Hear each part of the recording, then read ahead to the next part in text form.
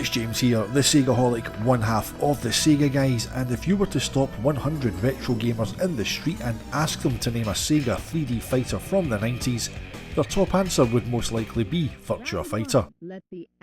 However, while Virtua Fighter focused on realistic martial arts combat, AM2 were hard at work on their most extreme and perhaps underappreciated fighter, and that game is Fighting Vipers. Released in arcades in 1995 and running on the Model 2B CRX board, Fighting Vipers added two core gameplay mechanics that made it instantly distinguishable from Yu Suzuki's series. Firstly, every combatant has armour, which is fully destructible as fighters take damage during bouts.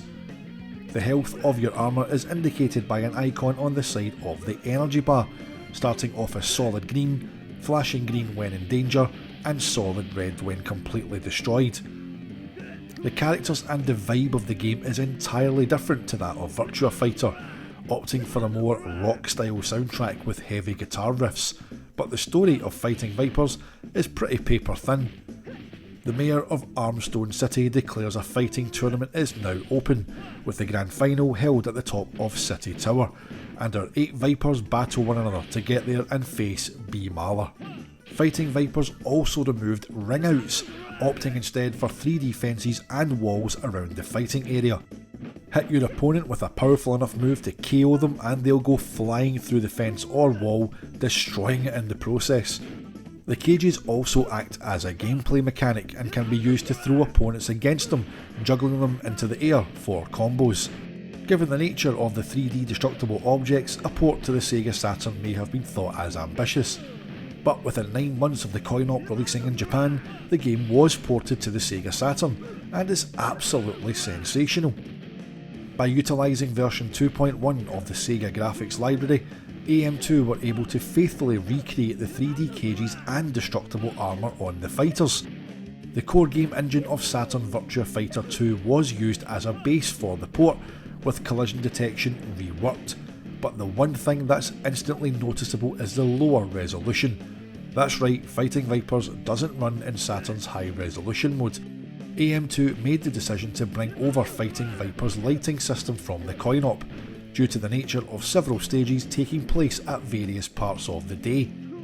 Virtua Fighter 2 on Saturn has no lighting system at all, a decision made in order to run the game in high resolution mode, aided by the fact that 99% of Virtua Fighter 2 stages take place in broad daylight, Sarah Bryant being the only noticeable exception. The character models on Fighting Vipers on Saturn are incredibly faithful to their arcade counterparts, with fluid animations and movement. Now, a 50% complete build of Fighting Vipers was shown at the 1996 Tokyo Toy Show, and showed that Sega did, for a time, consider the same route as Virtua Fighter 2.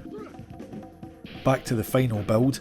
The fences of the fighting areas are modelled in 3D, making Fighting Vipers one of, if not the first 3D fighting game in the home with destructible 3D elements.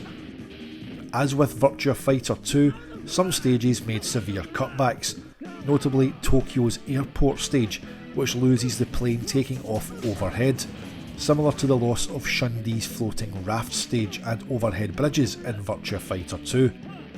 The plane in Tokyo stage would ironically be reintroduced on Fighters Megamix on Saturn, as is the cage from Wolf's Virtua Fighter 2 stage. In terms of regional differences, the Japanese version of Fighting Vipers has sponsorship from Pepsi, and includes Pepsi Man as a hidden character, as well as branding on Picky's skateboard and several in-game billboards. The Saturn port features other unlockable characters: Mahler, a less powerful younger version of the boss B. Mahler, Kuma-chan from the background of Sandman stage, unlocked by playing the game 50 times, with the Player 2 skin of this character being called Panda-chan.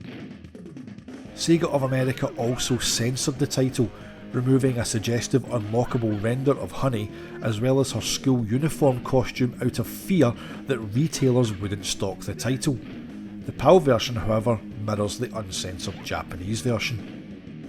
In terms of gameplay, the 3 core command buttons from Virtua Fighter are present: guard, punch and kick, with various combos and throws available. Combinations of punch, kick and guard can be assigned to X, Y and Z on the Saturn pad, as is the case in Virtua Fighter 2. Performance wise, Fighting Vipers runs at 60 FPS and is just as slick as Virtua Fighter 2. The use of arcade light sourcing gives the game its own unique look and feel, and for me it suits the game far more. I feel that a lot of Fighting Vipers' mood would have been lost if that lighting system had been removed. Fighting Vipers has since been ported to the Xbox Live Arcade and remains playable on modern Xbox consoles. It also made its way to PlayStation 2 as a standalone release under the Sega Ages 2500 series, and you can also find Fighting Vipers in the arcades of Lost Judgment, along with Sonic the Fighters, Motor Raid and many more. Fighting Vipers is an enjoyable, fast-paced, deep fighter with a fantastic learning curve and tons of moves. So why does no one seem to speak about it in retro circles? Is it because Virtua Fighter 2's shadow is too large? Is it because the Saturn port doesn't run in high resolution mode? Does that seem to make it inferior somehow?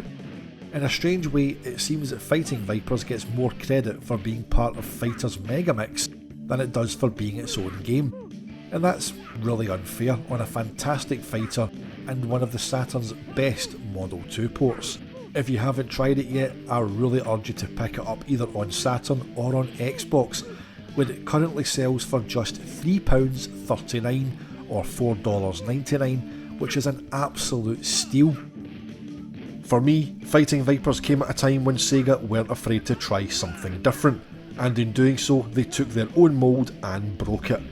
And while Last Bronx is lauded for its advanced use of VDP2 to create near 3D looking backgrounds with clever 2D effects, it does things already done in the beat 'em up space in terms of weapons based combat.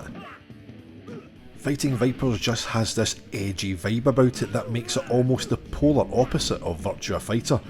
It's dark, it's moody, it's edgy, the characters are wildly different to anything in Virtua Fighter, and, in a way, that's probably what makes Fighters Megamix so damn good. Speaking of Fighters Megamix, why not check out Dan's amazing multi-part playthrough as he unlocks every hidden character.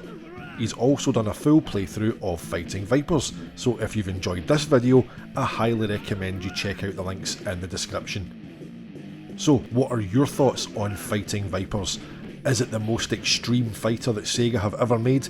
Does it get the attention it deserves in modern retro gaming communities? Let us know in the comments below. As always, you can find me on X at the SEGAHolic.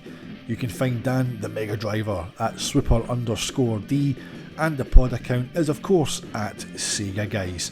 Until next time, we will see you on the Sega side.